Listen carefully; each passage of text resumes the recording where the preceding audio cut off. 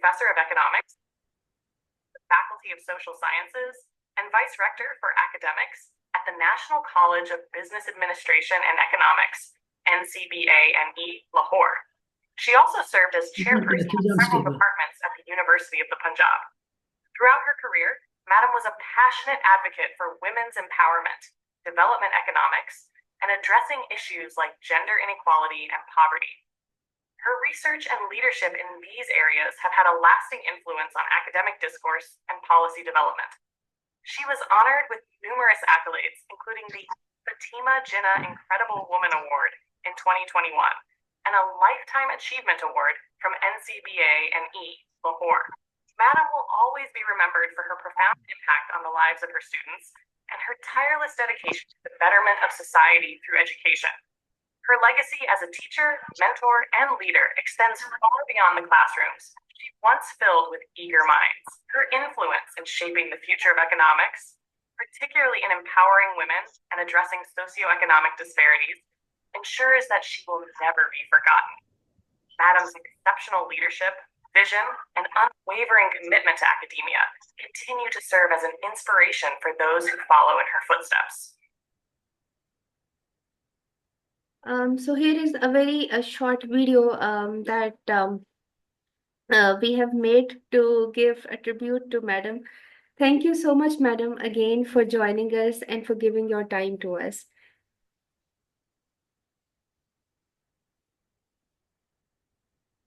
Ma'am, am I audible? Yes, please, you are audible. Okay. As much as I can hear.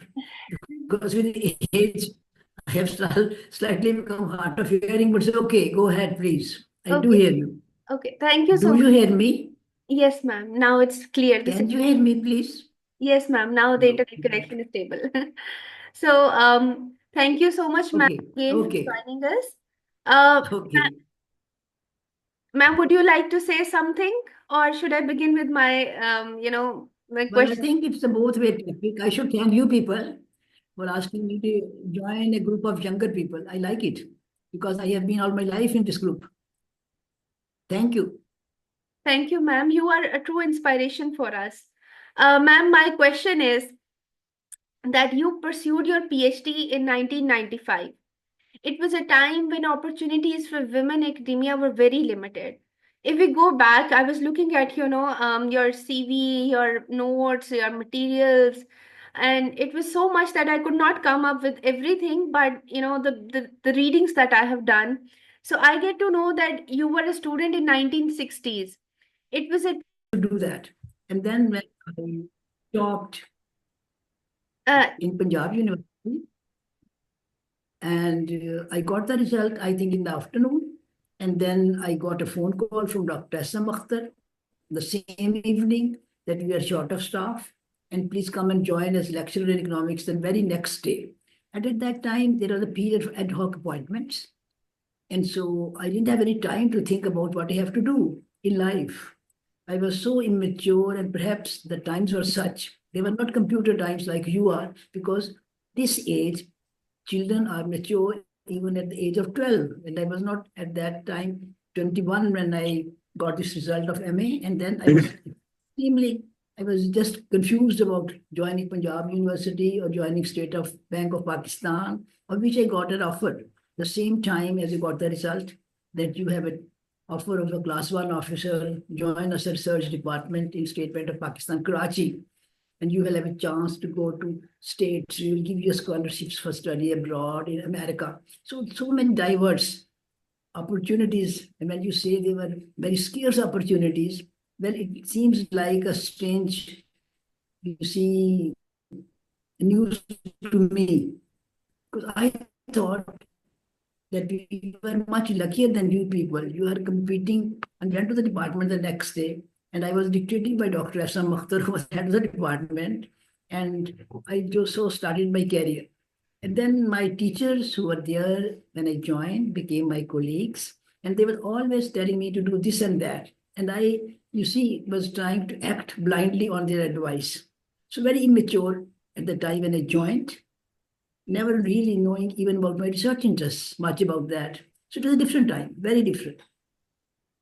And I think perhaps even now at this age when I have matured, I think I'm still immature as compared to you people, because you have faced much tougher circumstances, computer age, artificial intelligence, and machine learning, and so many things were never there at all. So I think it was a blissful ignorance in which we in that era were living. And I think in the very few months of my joining, we got a offer from people came and my head of the department was the one who introduced me to them, and they said you can in have Jeddah or something. Only have to ask my elders who would say no, no, no, you can't go anywhere, not even go to Karachi, you have to stay in Lahore. So that was my only criteria joining Punjab University. Never had an idea of what career I'll be pursuing. It's very funny, but if you ask me, that is the truth. So, ma'am, how was the environment then? Yes, how please. how was the environment then? Like, how many female students, female colleagues you had at that time? Because at that time, I believe women were very having limited opportunities. How were the classrooms back then?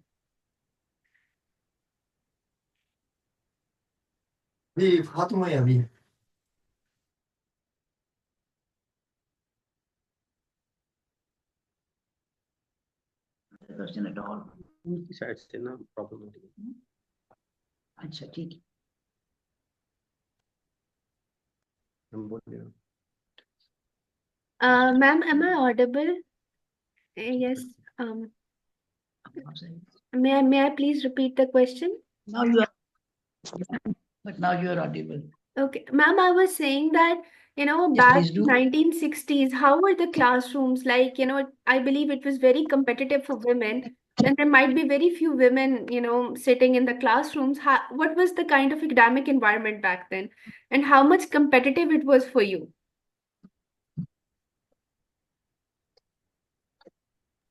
Well, in the same classrooms in which we were students, and I never had any problem. I never had any problem. The classrooms. No, I never noticed. The classrooms were exactly the way when I was a student. So there was no sense of unfamiliarity with them. But used to, we had one classroom upstairs, and we had to go a long way of complicated stairs to get there, and we would make it. So you see, I don't really had any problems with those classrooms, and I don't find even today's classrooms very attractive. So you see, I don't think it was a factor which contributed to my, I don't remember it. It's not past of my past. I don't remember the classrooms at all. Maybe they were benches, perhaps they might gone into chairs now, but that hardly mattered to me. I don't do that. I only remember teachers were very dedicated, generally speaking. They were not that much rushing from one department to other department.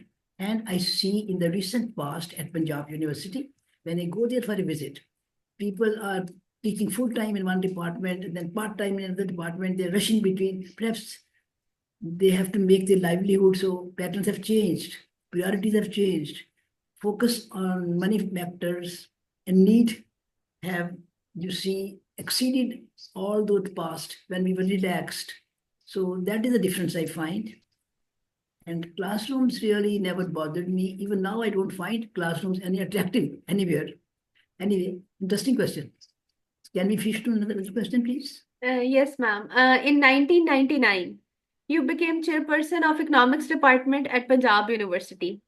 It is the university which gives you a lot of challenges, whether you are a student, whether you are a faculty member, and being head of department would have been very tough and full of challenges, I believe. So, ma'am, would you like to share with us that what challenges did you face in leading a prestigious department during this era of 1999?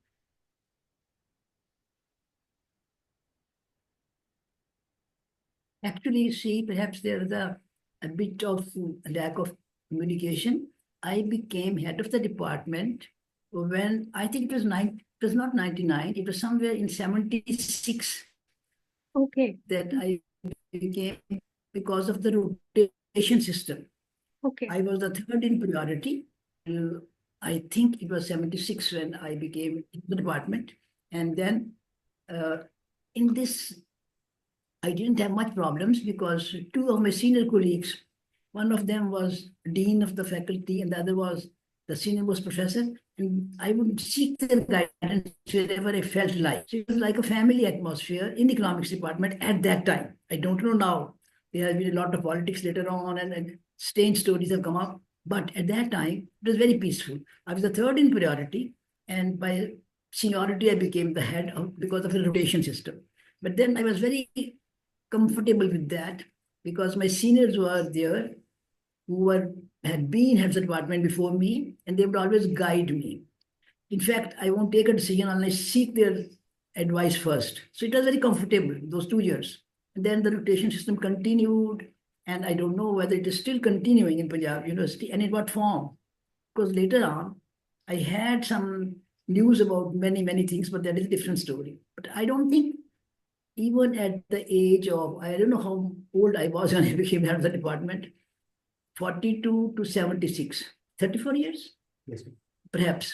When I became head of the department, I never felt any problem, generally speaking. Of course, there are day-to-day problems which you used to tackle the student. And I still remember one student who later on became very friendly with me when he joined now he's director somewhere in the FBR, and he was telling me that we once tried to rebel against you. And I said, practically all the students, she's with us too much. He said, let us start a rebellion against her, something like that. So that was just, it never happened. So generally speaking, but of course, that boys and girls are naughty, generally speaking, and they try to behave their way. So you have to put your foot sometime. Ma'am, And episodes are many, but I don't think it all happened nicely and comfortably. ma'am, I actually, don't have any, you see, at all, you see, handling the students. In fact, I was supposed to be a strict disciplinarian. Yes, please. I'm You saying want, please do it, ask a question. I'm yes, I waiting for was, your question, please. yes, ma'am. I was saying that it was like you are telling us that you were the head of department at a very young age of 30 plus years. So this itself was a big challenge because seeing a young head of department brings lots of challenges as well. Was it so? Well, I don't think I ever experienced anything like that. The only thing was sometimes I would like to be you see, be more disciplinarian, trying to make the employees, perhaps the clerks, but they were all very friendly. I don't think I ever had a problem with that. Not that anything I remember so far. And there were Ma'am, very few female heads at that time. It was me, Dr. Rifat Rashid, it was in social work, a few ladies, not many. Yes, please. so ma'am, moving on to your Now waiting tenure. for your question again, please. Yes, ma'am. Ma'am, moving on to your tenure of NCBA&E. You served as Dean of Social Sciences there and Vice Rector Academics at NCBA&E. Would you like to, highlight some of the stories of this era, some of the achievements, some of, the memories with us? Well, some of the stories I may not like to share with you. Some of the stories I may not like to share with you, to be quite honest, because there was a lot of difference between private sector and public sector. In public sector, I had no problem whatsoever. I worked fine. I had very, very administrative and strange retired journals as vice chancellors. Be quite a other, but we would, I, the chairperson, try to handle that situation. And so by and large, I don't remember many episodes during chairperson economics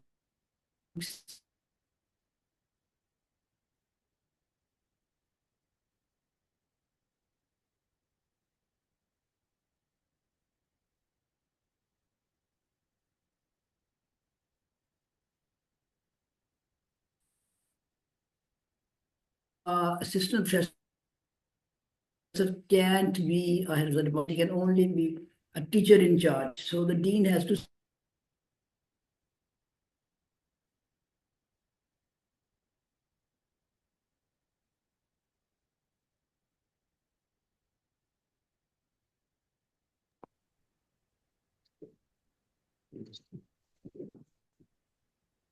Now we are continuing. Yes, Now, ma'am. do you listen to me, please? Yes, ma'am. Now it's Is my clear. voice audible? Yes, Does now it it's reach audible. audible? Yes, now it's audible. I was narrating my story and contrast between public sector and private sector. Yes, So I exactly. didn't have any problem, much of any problem, because the system was developed. So we used to tackle even the retired army as vice chancellor, not very familiar with the atmosphere of the university and of the academics. We still used to handle it. At least I won't have much of the regrets and much to say about that. But when I joined private sector, it was a very, very strange decision because I was offered a job after my Recording in retirement. progress.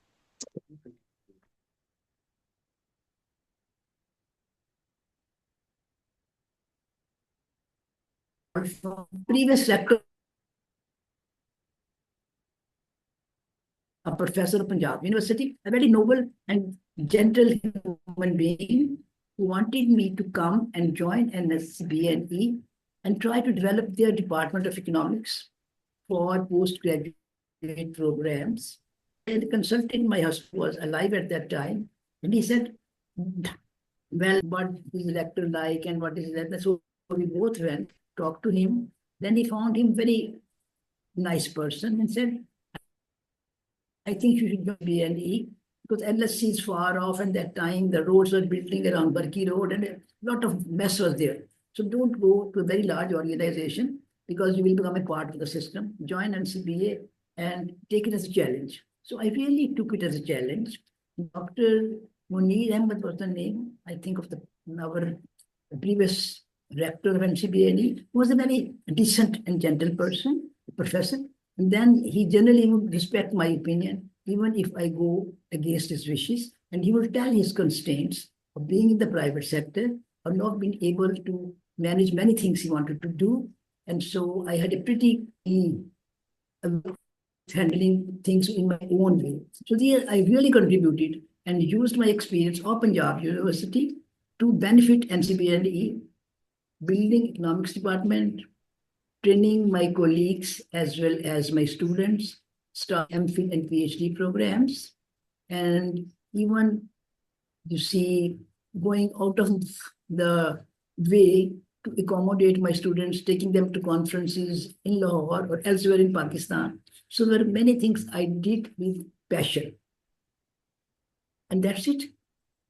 So I think my experience at Punjab University really helped me in building economics department for NCBA&E, because that was really where I was a mature person and I was contributing more to the way of education and economics and things like that. But I have many interesting stories. Yes, please. I have many interesting stories. And I think when I was at Punjab University, we had a very well-known economist, Paul Streeter. He came to visit us, and I think he had some paper to present in PIDE, and so he came over to economics department, to our department. And there I said, well, administrative work does not appeal me, and I don't want to continue being a dean. It takes a lot of my energy and I can't contribute much to research. And he looked, and he stopped me and said, look here, if you are offered a power, a place of power, never say no. Because if you say no, maybe some incompetent and inappropriate person takes it and takes undue advantage of it. So being in power is a blessing. So I really was a very novel way of looking at things, and I really valued his opinion. And similarly, many other people came to visit us. And at one, my colleague, I think he's still alive and very much in touch with me, Dr. But he was at that time chairperson by rotation, and I was a senior professor or dean. And we had a very, you see, say powerful delegate, somebody from the British government, perhaps British British Council's representative or somebody who was quite, say, highly powered person. And he came to visit us and to present us a few gift of books. And he might try to be, introduce me. And the way he introduced was very funny. He said, look here, I can't introduce to you Dr. Mrs. R. Chaudhary, except by telling mighty and her daughter is studying at Harvard. So that is the proof that he is a very good person. So that was very interesting. And everybody laughed. So perhaps your criteria being judged as a person is more measurable from the point of view of being a good mother. Don't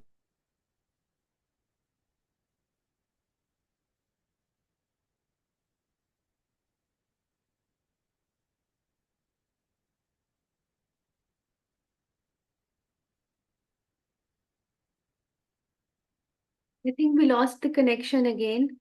So Madam was telling us about her stories, and her experiences. I hope the connection problem resolves. And I believe, ma'am, the issues are with some signal. okay. There was some interruption in between, I suppose. Yes, ma'am. So we were Hello? Yes, yeah. please. So yes, you were telling I us. was telling funny stories. I was telling you some funny stories, but I think we should concentrate more on the questions that you raised. So please do ask any question you feel like. Ma'am, actually, more than questions, we are looking forward to learn from your life stories, and we want to learn from you, your experience, which is so difficult. Very good question. So, okay. So, ma'am, my question would be, okay, one more thing, for my knowledge, or for my training, if I would like to ask you, you just said that never say no to power. But I believe, ma'am, when you get into, the positions, like you get into position of head of department or dean, or you get some power, then your research work, in particular your academics, really suffers. So how to create a balance between it? Because, so much of technical work and, so much of, this academic work suffers when you get into some power. So how have you created a balance, or how we can create a balance? Please, tell us something about it. Well, that is a very funny, interesting, and difficult question to answer at the same time. You don't create a balance. Sometimes it comes automatically. Because I remember when children were very small, and I was doing research for my PhD, having got a number of scholarships and refusing them. I got a social science research grant from University of Birmingham, UK, then a USA scholarship for PhD in America, then Punjab University scholarship. But I had to, decline all those offers because of my family constraints.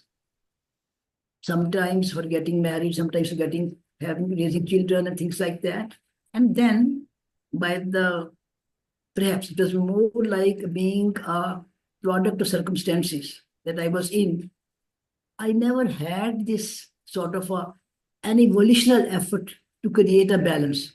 It just is automatic, and it does come in the life of a person. But you are facing, you have a job, you have a family, you have an academic, stakes, and you are competing with males who have lesser family commitments, generally speaking, though they have. And I think these days, perhaps responsibilities are more shared than they used to be in my time, but it is always a two-way traffic.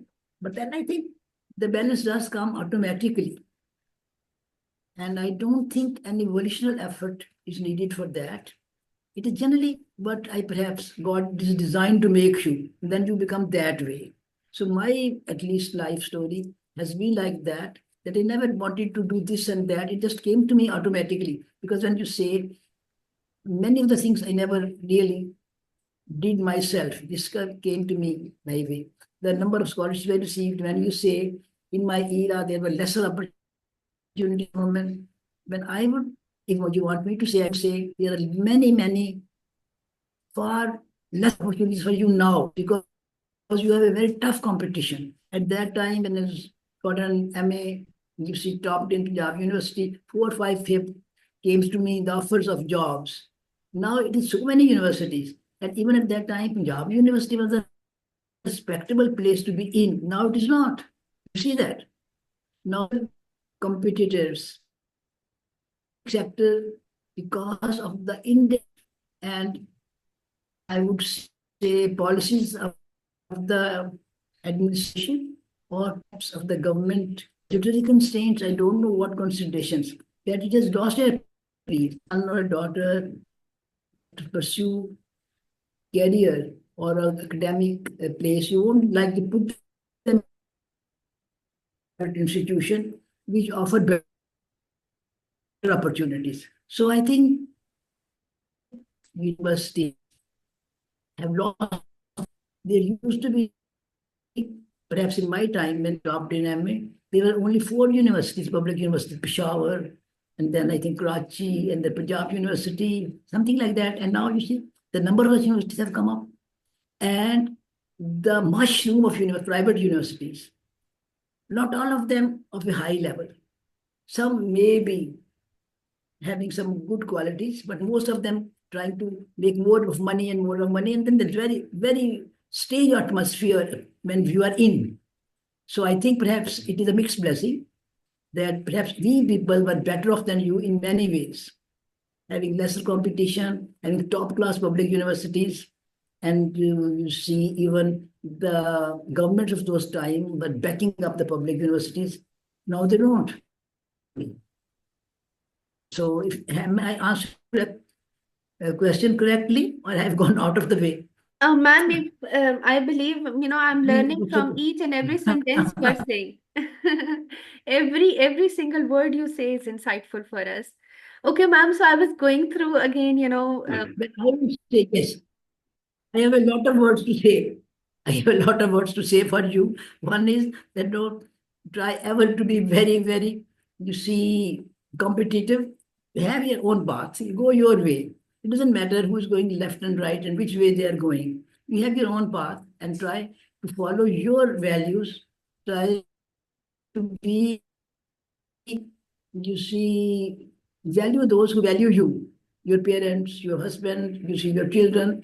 I think these are the things which value more in life. And other things come their way anyway, because that is the policy which I adopted involuntarily, because I never do it voluntarily, but I just it happened like that, that I would really follow his advice. And I don't think I have been in disadvantage. So I think that is perhaps, but you are under very severe hardships. You have a lot of competition, and the avenues of knowledge have far exceeded. Even Pakistan, you see, compare now at the time of partition, or even in 47, or even in 60s, 70s, 80s, and now. See how the things have changed.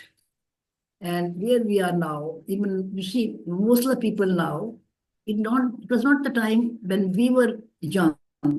We were thinking that Pakistan is going to go up and up and up. We were very enthusiastic about Pakistan. And now I don't say you, but anybody among Pakistani youth, they are not very happy, very optimistic about Pakistan. That is a very painful story. And people in our generation who have sacrificed a lot and happily, because they wanted to back in this country, they wanted to build up. They feel very much let down when the younger generations are trying to move out. So that is a funny and strange phenomena, but you can't deny the facts.